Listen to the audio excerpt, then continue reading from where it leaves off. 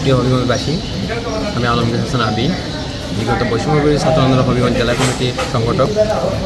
আজকে আমার এখানে বসার উদ্দেশ্য হলো আপনাদের মাধ্যমে গণমাধ্যম কর্মীরা যারা আপনাদের মাধ্যমে সারা বাংলাদেশে সমস্ত কিছু ক্লিয়ার হয়, সমস্ত কিছু জানতে পারে নেটওয়ার্ক। আমি বিগত 2 দিন যাবত মাহাদির যে ইস্যুটা, সেই ইস্যুগুলো আমি দেখতেছিলাম। আমি রিসেন্টলি আমার পরিবারের সাথে আমি থাকতেছি, আমার বেশি সময়টা আমার পরিবারের সাথে দিতেছি। 5 আগস্টের পর থেকে বা 5 আগস্টের আগে থেকে আমার কোনো রাজনৈতিক দলের সাথে লিপ্ত নেই, কিন্তু আন্দোলনের সূত্রে আমার বৈষম্যবিরোধী ছাত্র আন্দোলনের সাথে সংগঠক এবং এখানে আমার অজস্র সহযোদ্ধা ছিল, তাদের সাথে আমার একটা নেটওয়ার্ক তৈরি হয়। সেই জায়গা থেকে মাহাদির জন্য যুগ্ম সদস্য সচিব এবং আমাদের একটা অন্যতম সহযোদ্ধা। তো মাহাদির যে বিষয়টা সম্পর্কে সামনে আসার পরে ওইটা পোস্টকে কেন্দ্র করে আমাদের সংগ্রামী মজলুম যারা বিগতকালীন ছিল, মজলুম ভাইরা, বিএনপি হয়তো তার সমালোচনাটা হজম করতে পারেনি। সমালোচনা নিয়ে আসছিল একটা বিষয়। আমাদের কথা হচ্ছে, আমরা তো ভাই নতুন বাংলাদেশ গড়ার জন্য আন্দোলন করলাম, ফেসিবাদকে আমরা হাঁটাইলাম। এখন ফেসিবাদকে হাঁটানোর পরে আমরা তো ওই ফেসিবাদের মতো আচরণ করতে পারি না। মাহাদি যদি কোনো কিছু ভুল বলে থাকে, তাকে পলিসি ডিবিট অথবা যে কোনো ওয়েতে যুক্তিতর্কের মাধ্যমে তাকে ভুল প্রমাণ করা হোক এবং তাকে সেইভাবে অ্যাপোলাইজ করার জন্য বাধ্য করা হোক যুক্তিতর্কের মাধ্যমে। মারপিট করে তো কাউকে যুক্তিতর্কের মাধ্যমে মারপিট করা তো কোনো সমাধান না। তো মাহিদি যখন বিষয়টাকে নিয়ে গতকালকে লাইভে আসে, হঠাৎ করে রিক্সায় করে যাচ্ছিল, তখন আমরা দেখতে পাইছিলাম অনেকটা এখানে তার পিছনে বা সামনে কাউকে আমরা দেখতে পাই নাই। কিন্তু মাহিদির সাথে ব্যক্তিগতভাবে আমার সহযোদ্ধার সাথে তার সাথে আমার ব্যক্তিগত একটা কানেকশন আছে, কথাবার্তা হয়। ব্যক্তিগতভাবে আমি মাহাদির সাথে কথা বললাম। কথা বলার পরে আমি আরও বিভিন্ন যারা ছিল ওই যে বৃন্দাবনের গেইটে বা কিছু ছোটো ভাই ব্রাদার ছিল, তাদের কাছ থেকে ইনফরমেশন নিলাম। সেখানে আসলে মাহাদি যে অভিযোগটা নিয়ে আসছে, আপনার মিডিয়াতে যেটা অভিযোগভাবে প্রচালিত হয়েছিল, এটা সত্য ছিল। এখন এটা সত্য আমার মুখের কথা তো আর আপনারা বা দেশবাসী ক্লিয়ার হবে না। সেই জন্য মাহাদি থানায় গিয়ে সুরক্ষা পাওয়ার পরে থানার ওসি সাহেবকে বলেন যে যেখানে যেখানে পয়েন্টে সিসি ফুটেজ ছিল সেই সিসি ফুটেজগুলো যেন কারেক্ট করে।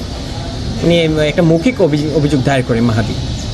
তো মৌখিক অভিযোগের দায়ের ক্ষেত্রে সিসি ফুটেজ সংগ্রহ করার জন্য থানা থেকে একজন দায়িত্বরত অফিসার সেই পয়েন্টে যায়। আমি জানি না তিনি সেগুলো কারেক্ট করতে পারছেন কি না, সেটা আদৌ আমাদের কাছে ক্লিয়ার করে নেই।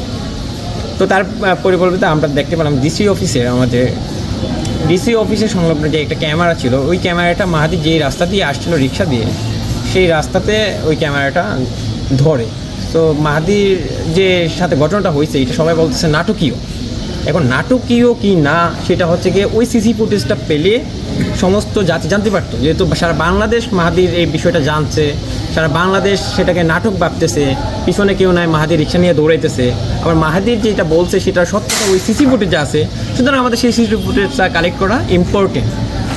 আজকে ডিসি অফিসে মাহাদি একটি লিখিত অ্যাপ্লিকেশন নিয়ে ডিসি মহোদয়ের কাছে আসেন এবং সেটা রিসিভার কপি মাহাদি সংগ্রহ করেন সেই সিসি ফুটেজটা সংরক্ষণ করার জন্য।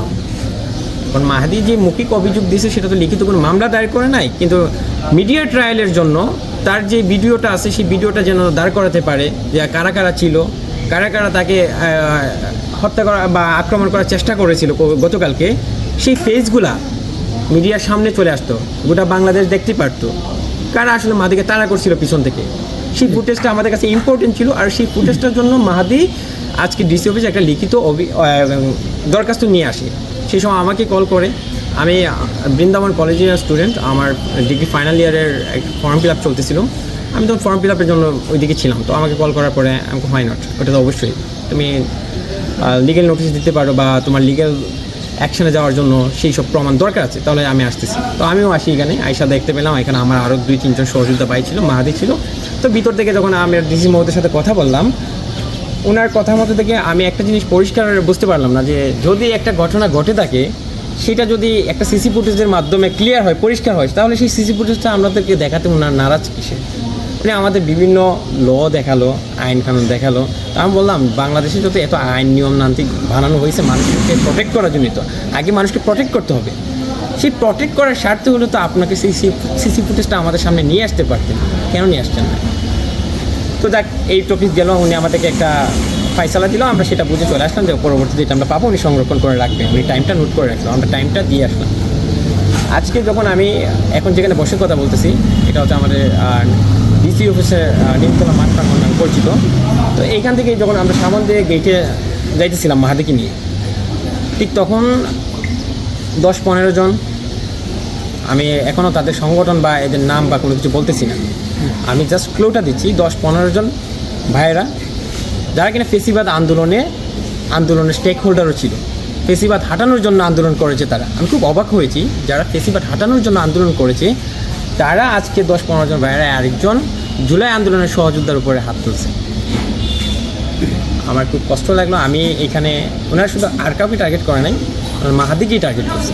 আমি এখানে ছিলাম বা আমার সাথে আরেকজন ছিল, আমাদের কাউকে আঘাত করে নাই, মাহাদিকে টার্গেট করে ওনারা আঘাত করছে। করার পরে এখানে এক পর্যায়ে দেখা যাচ্ছে আমাদের হাতে যারা, আমি ছিলাম এখানে স্বয়ং, এখন আমি বলতে পারি যে ভিডিও ক্যামেরা নিতে পারি না, আমরা 3 জন, ওরা ছিল 10-15 জন। সো এখানে ক্যামেরা কেউ বের করতে সুযোগ ছিল না। মোবাইলে আমার সাথে একজন সহযোদ্ধা ছিল, সে মোবাইল বের করছে, ওইটাকে তাওয়া দিয়ে ফালায় দেওয়া হয়েছে।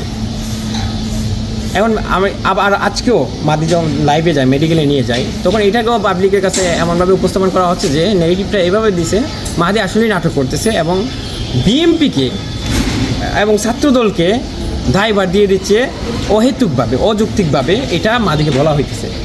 তো মাহাদি যেহেতু কোনো প্রুফ সিসি ফুটেজ দেখাতে পারতেছে না, সেহেতু মানুষের কাছে একটা প্রশ্ন থাকেই। তো সেই প্রশ্নটা কোথায় ক্লিয়ার হবে, সেই জন্য আমি বলতে পারবো যে আজকে যেখানে ঘটনাটা হয়েছে সেখানে একটা সিসি ক্যামেরা আছে, ডিসি অফিসের প্রাঙ্গণে মেন গেটে একটা সিসি ক্যামেরা আছে। সেই সিসি ক্যামেরার ফুটেজটা আমাদের লাগবে এবং সেটার জন্য যে আপনারা যারা গণমাধ্যম কর্মীরা আছেন, আপনারা যদি ডিসি মহোদয়ের কাছ থেকে কথা বলে এটা সংগ্রহ করতে পারেন, আশা করি গোটা বাংলাদেশ জানতে পারবে যে মাহাদি আসলে নাটক করছে নাকি মাহাদির উপর সত্যিই হামলা করছে এবং কারা করছে। সেই ফেসগুলো, সেই সিসি ফুটেজে ভেসে উঠবে। এখন সেই সিসি ফুটেজগুলোর জন্য আমরা একবার গেলাম, আমাদেরকে ঘুজুং বাজুং বুঝায় ভাই বিদায় করে দিল। সিসি ফুটেজ সংগ্রহ করতে গিয়ে আবার মাহাদি মার খেলো। এখন এই সিসি ফুটেজ সংগ্রহ করার জন্য আবার কোন প্রসেসে যেতে হবে আমাদেরকে আমরা জানি না, আমার কোনো ক্লু নাই। আসলে রাষ্ট্রে একজন জুলাই বিপ্লবের সম্মুখ সারির সহযোদ্ধা, যেখানে ফেসিবাদ নাই, সকল মজলুমেরা ফেসিবাদকে হাঁটাইছে, সেখানে আরেকটা মজলুমকে আর কিছু মজলুম ভাইদের হাতে মার খাইতে হইতেছে, তাহলে কি তারা সেই ফেসিবাদের দায়িত্ব গ্রহণ করে ফেলছে নাকি? আমার প্রশ্ন হতো সেটা।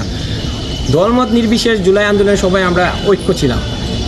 তার পরবর্তী সময়ে যে যার ভিন্ন ভিন্ন মতাদর্শ থাকতেই পারে, যে যার ভিন্ন ভিন্ন মতাদর্শের দল গ্রহণ করতেই পারে।